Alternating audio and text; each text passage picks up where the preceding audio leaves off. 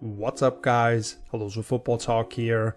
back for video 2 of my annual Divisional Draft and Roster Review series, jumping over to the AFC for the first time, where over the course of this and the next 3 weeks, we alternate between the two conferences, going around the clock from north to east, south and then west, as we put the spotlight on all 32 franchises and how they've approached this offseason through the spectrum of the NFL Draft. Once again, this will be more so a podcast version, where I start by reading off all the players selected by each team, offer quick scouting reports on them, and discuss how they fit within those rosters, what I envision their role to be, my overarching thoughts on each class, and how it fits within the general theme of the roster construction.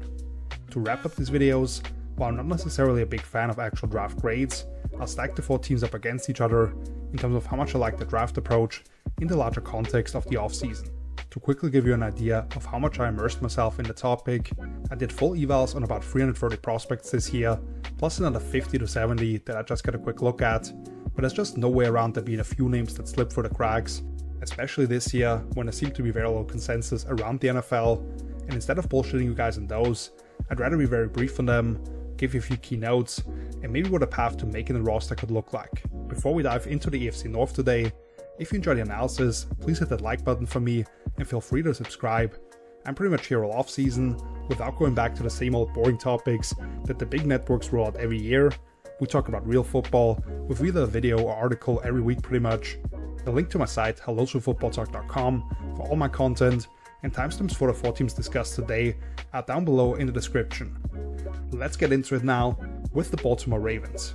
who in round 1, 14th overall, selected Olava Vega Oyoane, the interior offensive lineman out of Penn State, 2nd round 45th overall Zion Young, edge defender Missouri, 3rd round 80th overall Jacoby Lane, wide receiver USC, a couple of 4th rounders, pick 115 Elijah Surratt, wide receiver Indiana, and 153 Matthew Hibner, tight end SMU,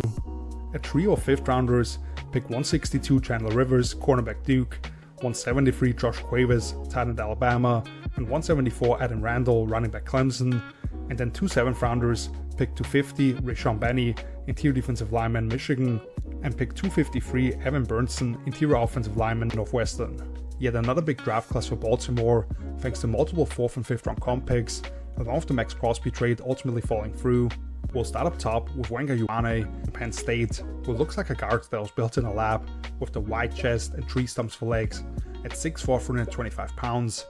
Even though he can uproot D tackles on gap schemes, for what new offensive coordinator Declan Doyle is bringing over from Chicago, with all the wide zone they ran there, that was also the primary concept they deployed at Penn State, and Wenger has surprisingly loose hips to execute challenging movement blocks, and he's a wall in protection who quickly gets to his landmarks, can absorb force, but also dish it out and throw off twist action, 0 sacks or QB hits allowed on over 300 pass blocking snaps for him last season. Now, he occasionally uses an excessive windup and doesn't have the balance to overcome it to still take care of his assignments in the run game, and I don't think he quite has the foot quickness or fluidity to comfortably recover from having his initial strike and protection swiped aside if he's overly aggressive in his initial approach. Baltimore brought John Simpson back after a 2-year stint with the Jets on a 3-year $30 million deal to pair with Wenger. The interesting part here is that Simpson has played all but 76 of nearly 5,000 career snaps at left guard, and the rookie is almost exclusively lined up there as well, but I'm guessing he's the first other veteran. Now the big question is what the answer will be at center after watching the Raiders completely reset the market at that spot with the contract he handed their former Pro Bowl center Tyler Linderbaum. That guy may ultimately not be on the roster yet, with former Colts Danny Pinter as the only addition there. Then we get to Zion Young, the Missouri edge, who's just a junkyard dog in the run game, with the jolt in his hands to rock back the paths of offensive tackles and the base strength to own his space. He truly wants to kill tight ends trying to seal him on the backside or sift across for him, as well as offenses disrespecting him by putting those guys on him in protection. And while he's more of a power-based rusher, who uses length and strength to access path to the quarterback, he had a little different layer to his skill set this past season, where he showed some wiggle to create softer edges for himself, especially when wanting to slide inside. Young does have room for improvement in his hand placement to play with better extension through blocks in the run game, and I still don't view him as someone who really threatens the high shoulder with speed or has the flexibility to grease around tight corners to where he ends up in too many stalemates for my taste. Of course, as we think about the edge situation in Baltimore, we have to bring up them pulling out of the Max Crosby trade due to a failed physical, which they would have sent a pair of 1st rounders to Las Vegas for him, but instead they signed Trey Hendrickson to a 4-year deal with $60 million guaranteed. Maybe Tavis Robinson starts a couple of games as an early down player, and Mike Green should certainly mix in the longer those get, but I think Young clearly should be that second guy on the edge for them for most of the season. Schematically, there shouldn't be a huge overhaul, with new head coach Jesse Minter having basically created that iteration of this defense that we saw a couple of years ago in combination with Mike McDonald, and they also brought back Anthony Weaver as the defensive corner from Miami, who was a long-term assistant there previously and part of installing the system. Then we get to a pair of wide receivers who I believe should have been flipped in terms of where they were actually selected. At pick 80, Jacoby Lane from USC is a tall, long wideout who gets off the line with no false steps, but can also slow play his release and freeze the feet of defensive backs. Offers a large catch radius with those 32.5-inch arms and maximizes them to address the ball at the earliest point with strong 10.5-inch hands and good flexibility, and those also help him neutralize guys across from him in the run game. But along with having room to fill out his frame, he plays rather upright, giving press defenders more surface area to jam him at the line. Simply isn't able to stack and get on top of corners on vertical routes with some limited long speed, and you saw those opponents throughout Senior Bowl week really sit on him, where he struggled mightily to create any type of separation. So I'm worried about how that translates to the NFL. As a player that lacks a certain physicality, it relies so much on winning at the catch point. But then I definitely like Elijah Zarat from Indiana, who I have no questions about his competitive toughness or ability to play big, looking at him attack the ball in crowded windows and box out defenders as one of the premier back shoulder receivers in college football last season. Kinda lulls defensive backs to sleep with his route pacing, where he may hit the gas after slow play initially and then put them in catch-up mode, plus how he found space versus zone coverage. And I love his fire to fight for yards after the catch and get his hands dirty as a blocker closer to the formation. He just also lacks a top gear to actually touch on vertical routes even after gaining stacked position, and he doesn't have the speed to burn angles or the dynamic moves to cross over would-be tackles in space. But a lot to like about a player who can line up inside and out. The Ravens didn't bring back veteran DeAndre Hopkins, and Talon Wallace went on to Cleveland, as that forever wide receiver 4 or 5 on the roster it felt like. I like the complementary skill sets of Lane and Zarat. If the latter acts as more of a power slot, but both can certainly play above the rim and give Lamar Jackson elements that he hasn't really had in his time as a nearly 3-time MVP. So seeing how that may evolve the offensive approach under Declan Doyle, who previously was the non-play calling offensive coordinator in Chicago, how much more 11 personnel we may see, since Lamar is a very capable quarterback in the quick game as well, to go with those vertical shots that should carry over off play action will be interesting. I'll lump together tight end selections in the 4th and 5th round respectively here. First with Matthew Hibner from SMU, which I may not agree with the player quite here, but to move over 21 spots with the Niners in exchange for a 2027 6th rounder is probably actually positive value in their favor.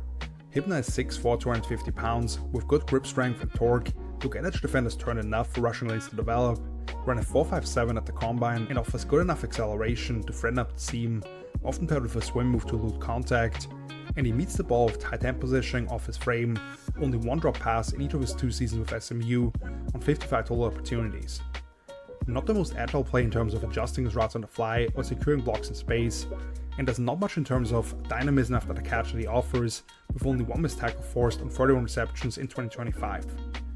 Meanwhile, Josh Cuevas from Alabama is an inch shorter, but has good muscle distribution across his frame and experience lining up in basically any eligible spot on the field, centers his block, activates his lower half, and provides excellent effort as an inline or leap block on the move.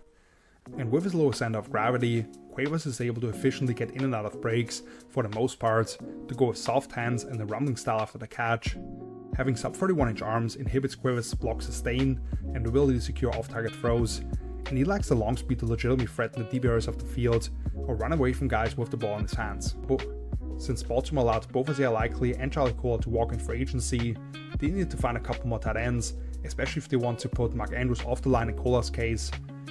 I'm not sure if they acquired that type of player, as Hibner is at his best as a attached receiver, and Cuevas is more of your H-back, fullback type to me, based on his build, but at least this offers them some variety in the formations they can present and the skill sets they have within that room now, as we think about how Doyle may want to put his stamp on this unit. He did also bring over Durham Smythe from Chicago, by the way, who profiles quite similar to Cuevas, and I'd expect them to potentially carry all 4 on game days. Next we get to Chandler Rivers, the Duke corner, who I viewed as one of my favorite value selections in his range, only 5'10", 185 pounds, with sub 30-inch arms that limit his ability to reach around bigger bodies and swipe through the hands, and he may not have the top end speed to truly survive on an island outside. but he looks very comfortable mirroring receivers off the line and soft press technique, along with really bothering them when he engages in hand fighting, effectively digests route combinations and zone coverage, with high football IQ to handle a variety of assignments and find work late in the pattern. And he's fearless coming forward in the run and screen game, attacking tight ends before an advantage in arm length can ever really be a problem. Baltimore signed Jalen Hawkins off New England for a couple of years at $10 million, who has lined up in the slot sparingly, and brought back Jadobi Awuzie for another year, but didn't extend either Aloy Gilman as more of a traditional deep safety, or Darius Washington, who came back off a torn Achilles last season and could move around the secondary. So I could see Rivers be the primary backup for that field side corner spot, and maybe also compete for snaps inside. Adam Randall, the Clemson running back, famously is the pick that was made by owner Steve Bisciotti, something he and general manager Eric DeCosta agreed upon a few weeks prior when they were having some drinks at Bisciotti's mansion, which is maybe a little questionable, but the third or fifth rounder that they had here, and the value is fine, considering how hands-off he's compared to some other owners out there. I'm not losing my mind over this. Randall only converted from wide receiver to running back this past season, but clearly brings the mindset and some natural instincts for the position. Despite being 6'3", around 230 pounds, he can bend off either foot efficiently, turn his shoulders away from contact, and chop down the reach of would-be tacklers.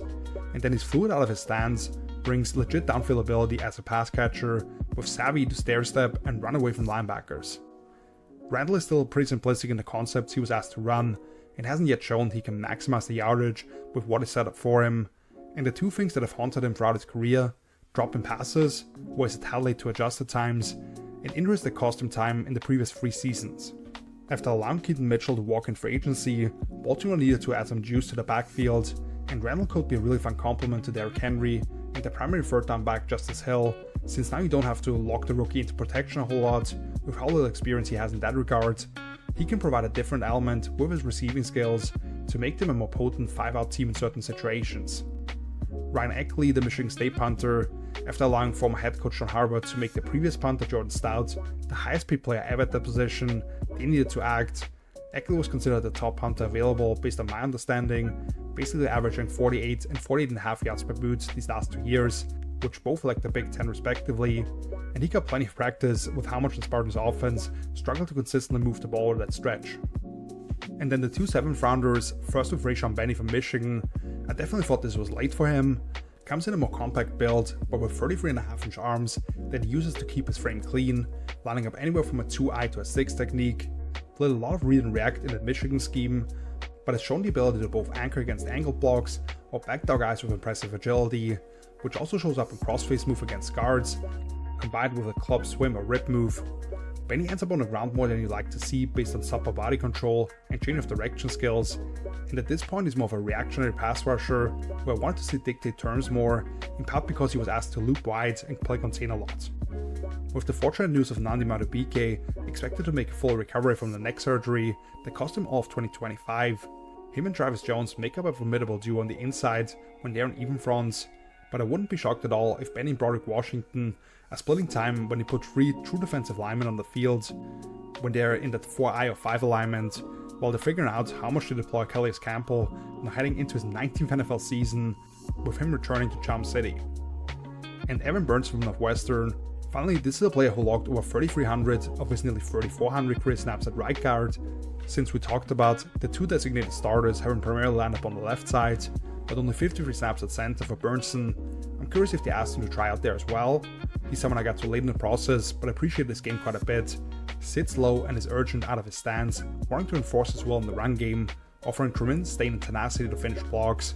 While in pass pro, he routinely is first inside the chest of interior rushers and keeps his hand connected to his feet, where it becomes almost impossible to remove those mitts once they're attached. The main reason he made it here is that he'll turn 26 years old just a couple of weeks into his rookie season. He doesn't have the most agile feet to execute backside scoops, and with only 32-inch arms that create softer edges to his frame in pass pro.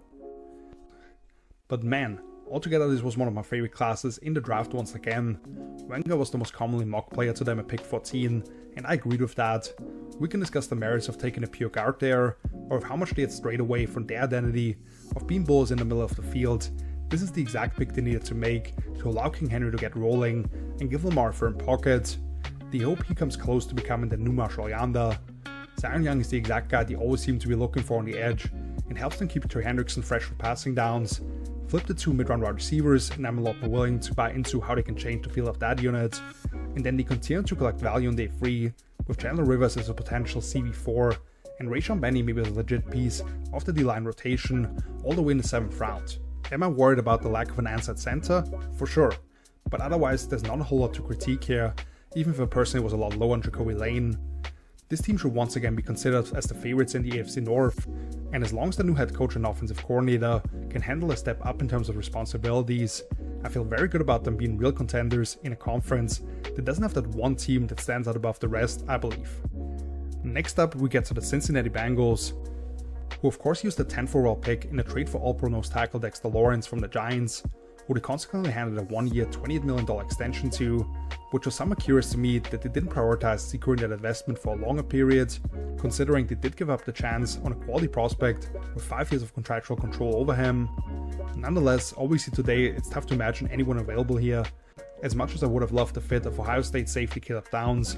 who would have made that much of an immediate impact and elevate everyone else on the defensive line, including first round picks from the past 2 drafts, and the actual top selection here, which in round 2 41st overall was Cassius Howell, the edge from Texas A&M, 3rd round 72nd overall Takario Davis, cornerback Washington, a pair of 4th rounders, pick 128 Connor Lew, interior O-line Auburn, and pick 140 Colby Young, wide receiver Georgia.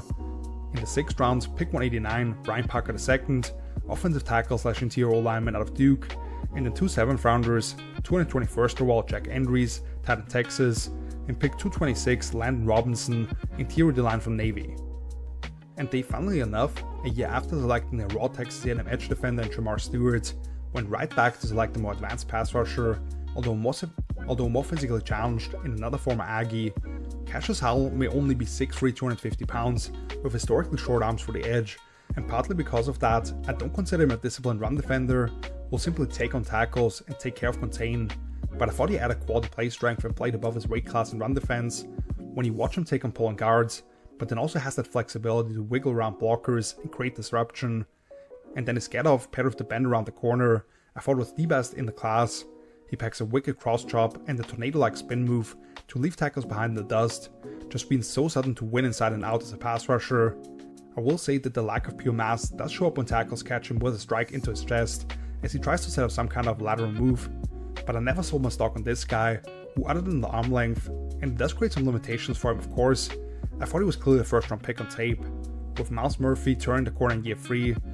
some of the flashes Stewart did show, and bringing Bobby Mafe over from Seattle as a key piece to their rotation, that's a very talented group all of a sudden, and I think Howell adds some more dynamism to how they feel like when they get to 3rd down, now that they have an elite pocket pusher in the middle, to create those easy angles off the edges. Next we get to Takario Davis, the Washington corner, which was definitely early for me, but I understand the bets they're trying to take here. This is a towering outside corner with a condor-like wingspan of 81 inches, yet for that height, he's pretty damn smooth in soft press alignment. His top end speed stands out if forced to turn and run, with a 4.41 at the combine, and of course his range is a big time asset in squeezing down windows in zone coverage, or to contest downfield passes, and he earned a career best 81.8 PFF run defense grade this past season, consistently finding ways to finish plays when offenses ran his way. But he usually way too many reps in press, where his hands and feet aren't connected, or he's choppy trying to redirect play off. Plus he stops his feet and has to hope he can sort of catch or sling down ball carriers out in the flats the few times he was put in true one-on-one tackling situations. So I get the vision of having him match up against bigger wideouts, along with DJ Turner's speed across from him, and Dax Hill potentially moving back into the slot for defensive coordinator Al Golden, who relied so much on man coverage at Notre Dame, but I just disagree with the value of the player here, and the safeties they have in-house now with Brian Cook, coming from Kansas City, profile better for 2-eye structures anyway. Connor Lew, the center from Auburn, was next, and I really like the moving back from 110 here, in exchange for jumping up 59 spots from the early 6th to late 4th with the Jets. Lew takes excellent angles and works well in concert with his guards as a run blocker, shows the suddenness and flexibility to climb off combination blocks at the last moment seemingly, in order to help secure the down lineman first, while combining the active feet, hands of a boxer, and balance to stay in front of interior rushers for extended periods. But I thought he lacked the raw force in his lower half to create significant displacement on down blocks, and got bumped back a couple of steps with powerful nose tackles quite a bit, and there were too many moments where he shot both his hands and became vulnerable to having them swiped aside for instant wins without the strength to still stay guys off track. Along with, of course, coming off a torn ACL at mid-season, since he was considered a potential fringe first rounder during the summer. Let's lump in 6th rounder Brian Parker here from Duke, who actually had tied with Lou for 10th in my interior O-line rankings and could follow a similar path as Graham Barton, who has been a quality young center for the Bucs after being an All-SEC performer at left tackle for Duke. Parker races the distance to defensive linemen on down and drive blocks, centers them with quality footwork, connection points, and strength to stay latched, routinely first into his pass sets with an ability to ID fronts and adjust his approach based on alignments and matchups, and he's crafty with the way he swipes on the reach off and buries off-bounds rushers underneath himself. His lack of size and raw strength does show up in the run game against heavy-handed defensive linemen, which leads him to drop his eyes and nose dive occasionally, and as we think about an inside transition, he needs to become more proactive with his strikes and not allow rushers to get to the edges of his frame. Cincinnati re-signed veteran guard Dalton Risner for an extra year, to go along with last year's third-round pick Dylan Fairchild, who I viewed as someone who needed to develop some, and Tech Harris remains a steady presence at the pivot. But the two rookies here could very well take over for those two veterans by next season, when both of their contracts run out. They may not be difference-making starters necessarily, but the Bengals restock depth, along with a day 3 pick in Jalen Rivers from last year, and feel steady in terms of the long-term outlook. Colby Young from Georgia is a long, muscular wideout at 6'5", 220 pounds, who builds up solid long speed, but also brings more suddenness than you might expect, has those long arms to pluck passes off his frame, and the play strength to create the late separation and come up with contested catches. I think he lacks any type of quick twitch or ability to dynamically stick his foot in the ground to create separation underneath, and I don't see him running away from a lot of NFL defensive backs. Adding one more guy with size on the outside, with how potent those lofting passes from Drew Burrow are, to go along with T. Higgins, and it allows them to have Jamar as that super weapon in the slot. It makes sense, even if I thought there were better receivers available here. But now let's get to the two 7th rounders, first with Jack Andrews from Texas, the tight end, who transferred to the Longhorns after a lot on the tape, but I did still like a lot on tape, and had him as my tight end 5 in this entire class. Comes with the ball of urgency and some good pop in his hands in the run game, while constantly being tasked with sifting across the formation or taking care of pin downs. Tempos his routes like a veteran going against zone coverage, and gets his head around accordingly as he enters soft spots, being able to nudge off defenders trying to crowd him. Consistently has his hands aligned optimally, with just 1 of 9 catchable passes dropped over the last 2 years, and several of those were with him surviving a hit from a driving safety. He leads too much with those short arms out in front, which paired with limited functional mass, will be punished more regularly by savvy edge defenders in the pros, and I wouldn't say he has the speed to run away from safeties across or down the field necessarily. But would I be shocked if he's the leading receiver among the tight end group by year 2, with Drew Sample's contract running out, it's more of a traditional in-and option, and then potentially getting out the Mike Gesicki business? Absolutely not. Big time steal here. And then I really like betting on a size outlier like Landon Robinson from Navy, who may only be 6 foot 285 pounds with 31.5 inch arms, which means he has to win at initial interaction in the run game and work overtime to get off blocks, but leverages the shorter build to play with a reduced surface area and be a nightmare to block on the interior, especially trying to get under his pads on angular blocks when he's allowed to penetrate. He's capable of playing super low against double teams, which how much he was lined up as a shade knows,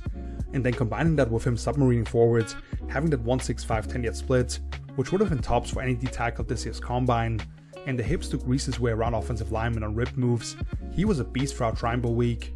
He does present a fairly limited bag of rush moves at this point, and will benefit from adding a counter spin to it. A lot of names on the depth chart for Cincy, who they're either financially tied to or invested real draft capital into, so it's tough to imagine a path for Robinson to get onto the field to any significant extent now,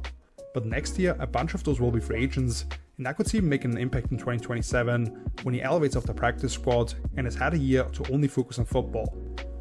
You can't simply treat Dexter Lawrence as part of the draft class, because they're also paying him as one of the top defenders in the sport, rather than having a fairly cheap player for the next 4 or 5 years. But nobody they could have acquired there would have probably made that much of an impact this season, and clearly there's a shift in how this organization is operating, based on the urgency Joe Burrow puts on them, and the levers they're pulling to maximize roster talent, which I think is important. And they re-signed 41-year-old veteran Joe Flacco for another year, in case the franchise quarterback misses any time yet again. Love the idea of Howell as more of a designated pass rusher early on, to go with some of the bigger bodies on the edges who they've targeted early in the previous drafts. The 2 linemen on day 3 make sense to secure the interior of the O-line in case of injury this year and long term, and I'm a big fan of both the 7th rounders. Takari Davis was about a couple of rounds early for me, as a bet on physical traits, but who hasn't shown the improvement necessary during his college career, and Colby Young I thought would go later as well, missing time last year with injury, dealing with a couple of misdemeanor charges, and just a lack of production at Georgia. So those two drag things down for me, but overall I think they certainly got better for this year. If they miss the playoffs for a third straight season, or even if they don't win one game in the postseason, Zach Taylor's probably gone though. It's go time. Bringing us to the Cleveland Browns, who put together a pretty large draft class, starting off with a couple of first rounders, 9th overall Spencer Fano, offensive tackle / interior O-lineman out of Utah, 24th overall Casey Concepcion, wide receiver Texas A&M, a pair of second rounders, pick 39 Denzel Boston, wide receiver Washington, and pick 58 Emmanuel McNeil-Warren, safety out of Toledo, 3rd round 86th overall Austin Barber, offensive tackle Florida, 3 5th rounders, pick 146 Parker Brailsford, interior O-lineman Alabama, 159 Justin Jefferson, the linebacker out of Alabama, and pick 170 Joe Royer, tight end Cincinnati. In the 6th round, pick 182 Taylor Green, quarterback Arkansas, and in the 7th round, pick 248 Carson Ryan, tight end BYU. Spencer Fano gets after it in the run game, with secondary efforts to kick opponents out of the club as he re-accelerates his feet, and Utah regularly made it a priority to run behind him with plenty of unbalanced lines, smoothly glides up to the second level and secures moving targets with great success, works out of a rhythmic kick slide with a solid base and consistent hand carriage, throwing some one-handed stabs at opponents, and he has such easy lateral agility mirroring inside counters or transitioning through twists. He's too tall on contact as he pulls across the formation to really maximize his impact, and of course the shorter arms for a tackle and how he commits his shoulders fairly early in pass pro raise questions about him staying out there. Cleveland completely overhauled their O-line this offseason, with DeJuan Jones being the only designated starter coming back, along with re-signing Tevin Jenkins. They also traded a 5th round pick to Houston for former first rounder Titus Howard, signing a couple of formerly high draft picks in Dalton Jenkins and Zion Johnson as free agents. I'd expect Fano to start out at left tackle, and I think he has better tools to stick there than Will Campbell last year, who had similar concerns.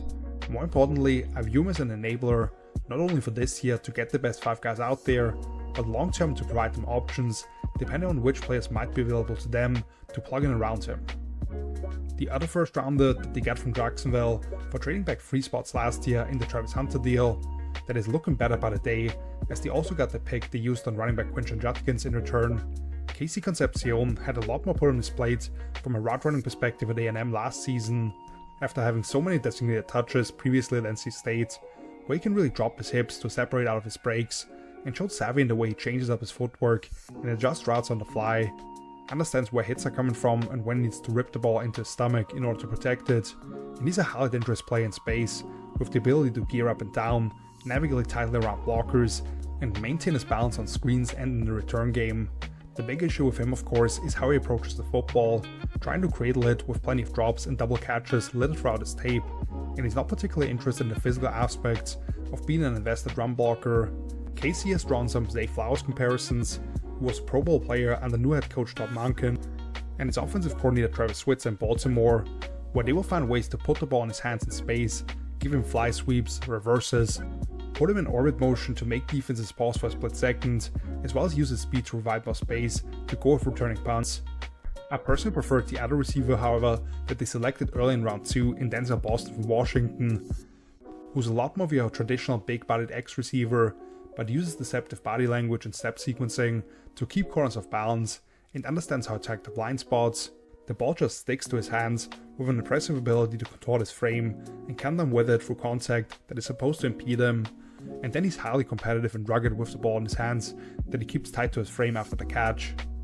He does lack some dynamism in the way he can snap off guys at the top of the route and truly separate if he didn't set them up with stem work, and you don't see that extra gear or make him his ability with the ball in his hands. But I think a rock-solid perimeter receiver, which they didn't really have consistently due to Cedric Tillman regularly missing time and never quite fully coming along. Now you add these two to Jerry Jeudy, who has to fall in line now in order to get targets since they do have options now. Isaiah Bond could provide more of a vertical element to stretch the field.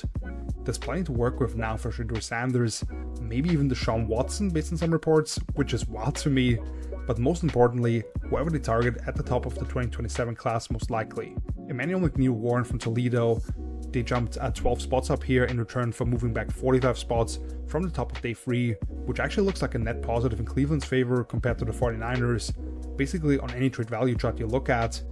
Love the way this guy angles down from split safety alignments against runs to the outside, but also fully capable of dropping down into the box with the vision and instincts to find entry points as a tackler, good spatial awareness in zone coverage and eyes to pick up targets once concepts have developed, and has plenty of experience either matching up with slot receivers or tight ends with quality route recognition and ability to field and progress with his hands.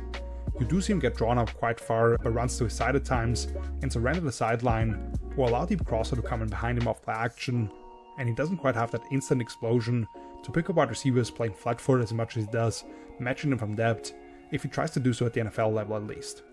But could have easily gone a full round earlier, and I believe he immediately makes Cleveland a big nickel team as the primary personnel grouping, paired with Ronnie Hickman and Grant Delpit, and they may deploy a latter one of those or the rookie as a dimebacker when they get into longer downs and sub on Miles Harden or Miles Bryant when you want to man up on slot receivers. McNeil Warren also has a knack for peanut punching, by the way, to help them create more turnovers.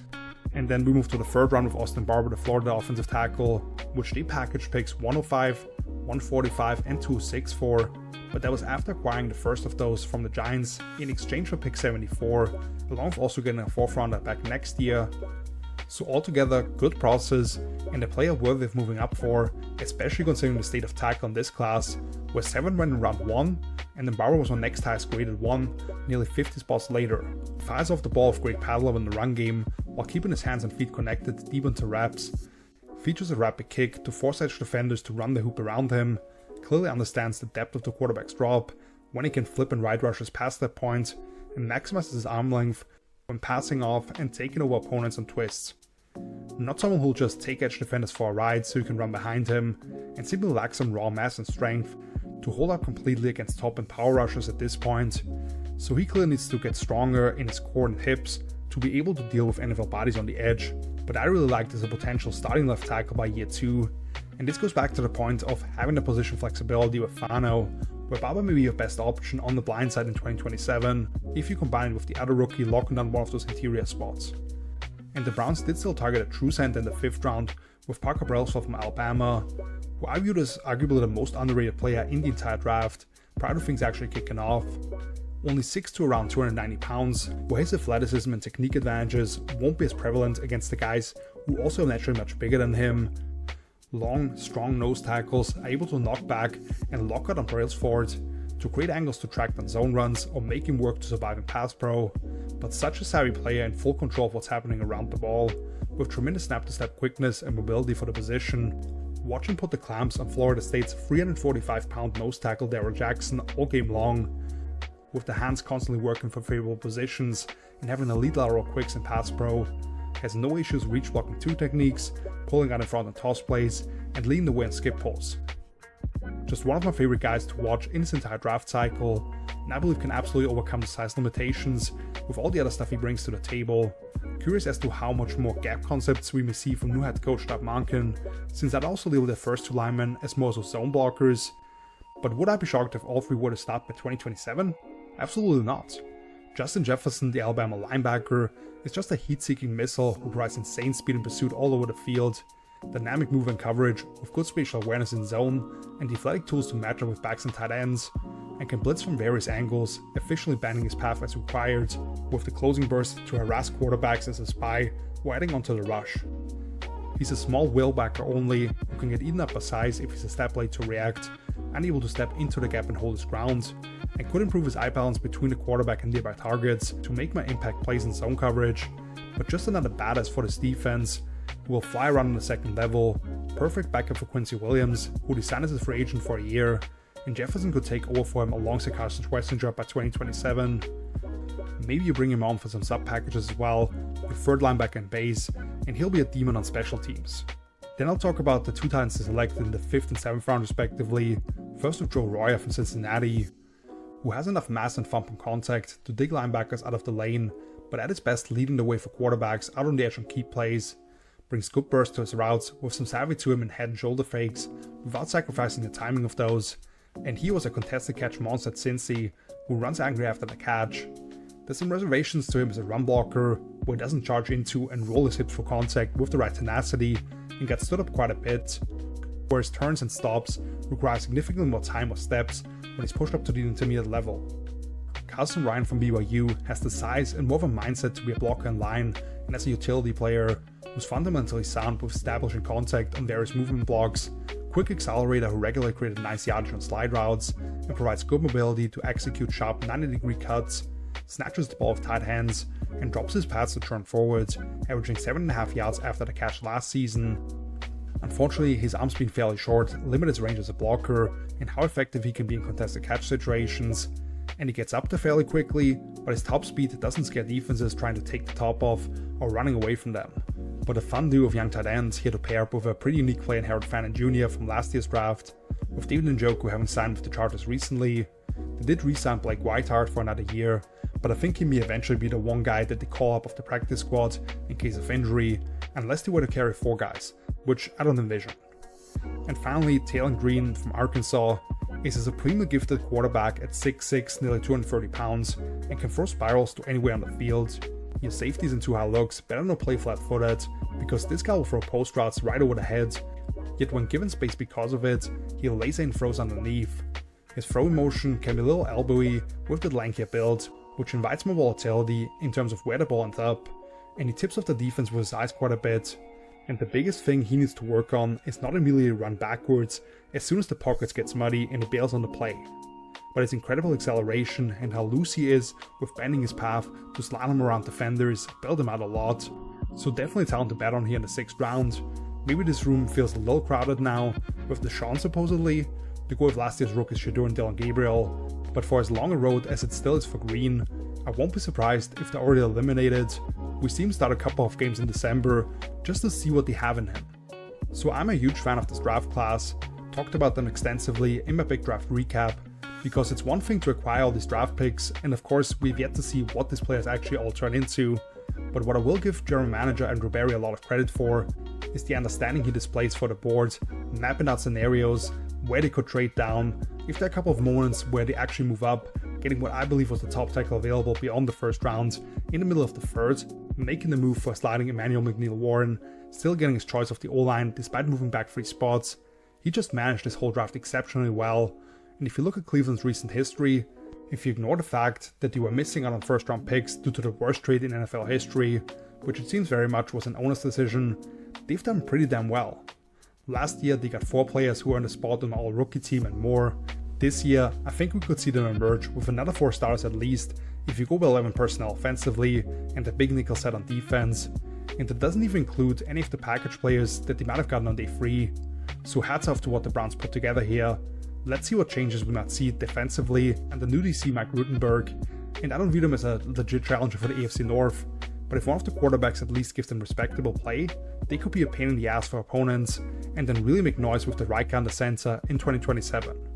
The final team for today, the Pittsburgh Steelers, who got jumped for USC wide receiver Mikael Lemon, who they already were on the phone with, telling him he was going to be their pick, but I actually ended up liking better what they were able to do with those top 2 selections, thinking about what kind of combination they could have put together instead.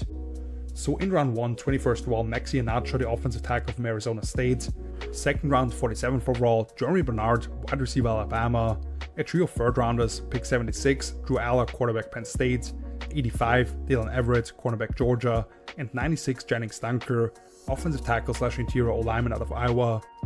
4th round, pick 121, Caden Weegan, wide receiver Iowa. In the 5th round, pick 169, Riley Nowakowski, fullback / tight end Indiana. And then a pair of 7th rounders, pick 224, Robert Spears Jennings, safety Oklahoma. And pick 230, Eli Heidenreich, running back / wide receiver from Navy. Iheanacho, again, I'd ranked higher straight up than Lemon, although he certainly isn't a finished product at this point. A loose athlete who carries his 320 plus pounds at 6'6" with ease and his nearly 34-inch arms. Very much under control as a run blocker, who understands how much urgency is needed, and has great dexterity to stay attached deep into the play. Smooth lateral mover to mirror active defenders in passing situations or slide in front of blitzers when working inside out, and has tremendous core strength and contact balance to absorb force by power-based rushers.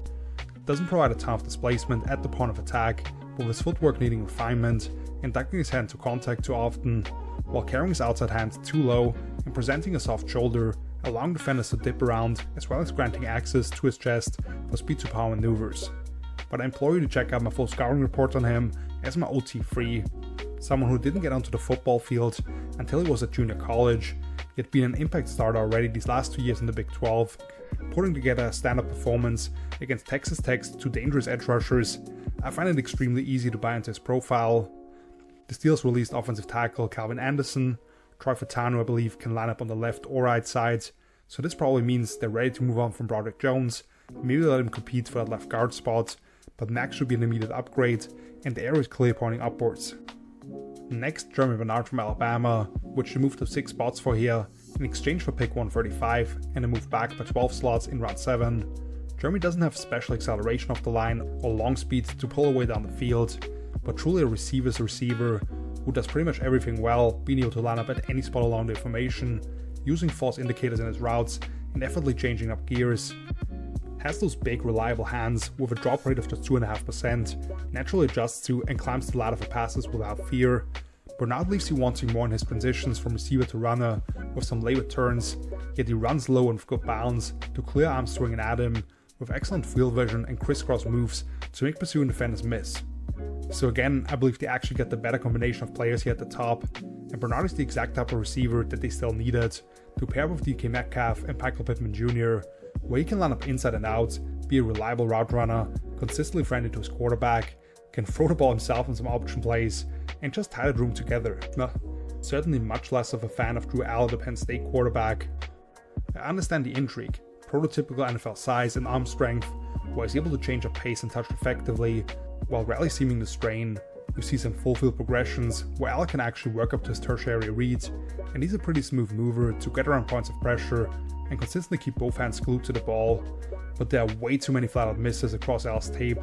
where his feet aren't aligned properly, he overstrides and just doesn't look like a very natural thrower. There's some hesitation just letting it rip at times when he does have someone open, but he isn't 100% sure about what he sees from the defense in terms of the full picture, and he's a below average athlete for today's standards. So this was way early for me. He was outside my top 10 quarterbacks in a pretty weak class overall, and I'm worried this was another case where they want to bring in a nearby product, maybe it reminds them of those big pocket passes they've had in the past. No idea what's going on with Aaron Rodgers at this point, or if they know anymore. Mason Rudolph is clearly a career backup, and Will Howard has some similar qualities, but also things to clean up. So does Al see the field at all this year? If Rodgers is back, probably not. Otherwise, maybe. Dalen Everett from Georgia is a tall, fast boundary corner who throws off receivers with his boxing skills and the smooth low body mechanics to stay connected in press coverage. Leaves very little air in zone coverage by quickly identifying how concepts play out and their respective rules for those, and he's a willing run defender with urgency to squeeze the ball back inside to his teammates. High and not overly dynamic in his change of direction and off-pedal technique, with a Russ Senior Bowl week where he regularly was a step behind, and his missed tackle rate jumped up massively to just under 20% as a junior, where there were a lot of dive and drag maneuvers. With Joey Porter Jr. now being paired with Jamal Dean and Jalen Ramsey as the primary slot defender, I don't see much of an early path to the field for Everett, especially since they also have Asante Samuel Jr. on the roster, unless they move Ramsey more into a robber or mid-read role on all his passing downs and put that third corner on the field in defined dropback settings. Really looking forward to seeing what new defensive coordinator Patrick Graham does with that unit, with how deep we've seen him tap into the Rolodex of coverages, and now has made limited pieces in the secondary work previously in Vegas. Jennings Danker from Iowa was involved in that final trade-up of day 2, which was much more in line with where I personally valued Danker at 96 compared to a late 2nd round on consensus boards, sending a late 6th round to Seattle to move up 3 spots for him. This guy comes off the ball with bad intentions, exploding into contact, and rolling his hips through with plenty of torque. Wants to impose his will by pushing people around until the echo of the whistle, re-accelerating his feet, even if it has to gather them momentarily. And you see his football IQ show up in identifying post-snap movement as a pass protector, with the wide feet and bend to slow down the bull rush. Can get pretty top-heavy trying to initiate contact, and may not quite have the dexterity to latch and sustain blocks and challenging angles, while he comes in pretty high and wide with his hands as a pass protector at this point. Definitely looks more like a guard to me, with how he opens up against speed off the edge, and still might struggle framing rushers. Not sure exactly what we get from Mike McCarthy and new offensive coordinator Brian Angelicchio, since Danker was coming from a school that relied so much on wide zone concepts, but Pittsburgh moved on from a play call on Arthur Smith that majored in that as well. And they went right back to the Hawkeyes with Caden Weege, the wide receiver, who has elite short area agility and works back towards the quarterback against zone coverage, only dropped 1 of 26 catchable targets last season, and handle a variety of gadget touches for them to get involved. But you are drafting this guy because he's one of the most decorated return specialists in FBS history, with tremendous instincts and vision in space, bouncing off plenty of hits and regaining his balance. On offense, he's simply a short slot receiver only, with a wingspan of just 71.5 inches, and limited experience running routes in general or tracking the ball down the field. And for as strong a runner as he is, he doesn't pull his feet out of the trash and gets tripped up more than you'd like to see. Riley Nowakowski from Indiana is a comparably built H-back type with great muscle density across his frame and big-time alignment versatility at 6'2", 250 pounds, to where Indiana rarely took him off the field for a national championship team last season, and calls his hips and drives defenders with powerful strides as a run blocker, being able to old-school ISO on linebackers and clear the lane, sneaking the way he gets out in the late releases, makes natural adjustments with soft hands, and churns out tough key yards constantly. Of course, he's a 60 senior with 75% of his career production coming this past season, with short arms for an inline blocker and a lack of vertical speed for a true tight end. But with them releasing Jonnu Smith and Connor Hayward moving on for agency, this is the guy who'll do a bunch of the dirty work throughout games, and then when the defense forgets about him a couple of times per game, he just kills them leaking out in the flats with room to run. Gabriel Rubio from Notre Dame, the interior D lineman, is the one name on this list who I didn't get eyes on, 6'5", 320 pounds with better than an 81-inch wingspan, so probably just another rotational body to clog up rushing lanes for that D-line, where he'll probably need to be that 6th guy to make the roster. The two 7th rounders, Robert Spears-Jennings, the Oklahoma safety, spots creases fitting to run from depth and meets the running back with low pads, effectively working around traffic, easy mover with early hips to stay under control as a deep zone defender, and regularly discourages quarterbacks from taking shots down the field, has the 4.32 speed to run with just about anyone if dropped down into the slot, with explosiveness in his pedal and drive. He can get caught with his eyes on what's in front of him and take chances that quarterbacks won't push the ball down the field, and he got a lot of his production in the run game by being allowed to locate paths to attack, rather than actually lining up in the box pre-snap and dealing with bigger bodies. But with Sebastian Castro as the only safety not slated to start in the big nickel sets, Spears-Jennings almost appears to be a lock to make this roster, and I had him as the 14th ranked safety in this class, so I think this could be a really valuable selection here in the 7th. And then what a cool moment, even if it seemed like a bit of a setup maybe, with him being a local kid from Pittsburgh, Eli Heidenreich from Navy, who was that do-it-all player for the midshipmen, having nearly 800 more yards through the air than anyone else on the team, with real ball tracking skills, but also natural feel as a running back on the limited opportunities he was given on the ground. Incredibly light on his feet, looking like he's gliding sideways on his jump cuts, but also twists and twirls forwards for a couple of extra yards constantly, yet he doesn't have that instant acceleration to turn upfield or split converging defenders necessarily, and he slides off plenty of hits, but doesn't have the contact balance to actually stay on his feet. Rooting for him to make that roster behind Jalen Warren, free agent Rico Dowdle, and hopefully Caleb Johnson getting out of the doghouse as a 3rd round pick last year. Altogether, maybe a bit of a mixed bag of players, where they may have targeted a pure return specialist in the 4th round and a quarterback who will never develop and actually see the field for them in the 3rd. But now that I've established my merits and people won't call me a homer, I can reveal that I'm a Ravens fan and I can already envision a path to losing in Pittsburgh with a bunch of these rookies annoying me. Jeremy Bernard throws the ball on a trick play, Caden Wheaton takes a punt back to the house, Eli Heidenreich catches 5 passes underneath, and then on 4th and 1, when everyone expects the ball to be handed off, there's Riley Nowakowski wide open in the flats to seal the game. It's just so easy to see in front of my eyes. That's aside from getting a top 15 prospect in my book, with incredible potential at tackle, and maybe another start on the O-line by year 2, so I can't give them full credit maybe in a pretty good division when it comes to drafting, but a very Steelersy class where I'm not sure if it pushes them beyond the 9-8, 10-7 standard we've seen from them for so many years under Mike Tomlin, and now making the less inspiring move to Mike McCarthy, but they should at least be very annoying to deal with yet again for whatever meets them, regardless of who's under center, even if that obviously is what will define the ceiling. Which brings us to a divisional recap, where unsurprisingly, even if the competition is a lot stiffer than it was in the NFC counterparts early in the week,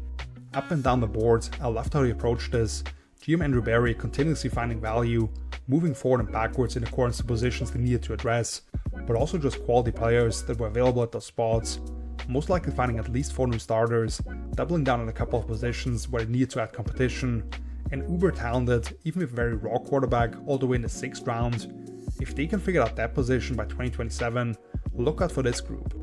But the Ravens are the team to beat on paper yet again, and put together another strong draft class to maintain that position,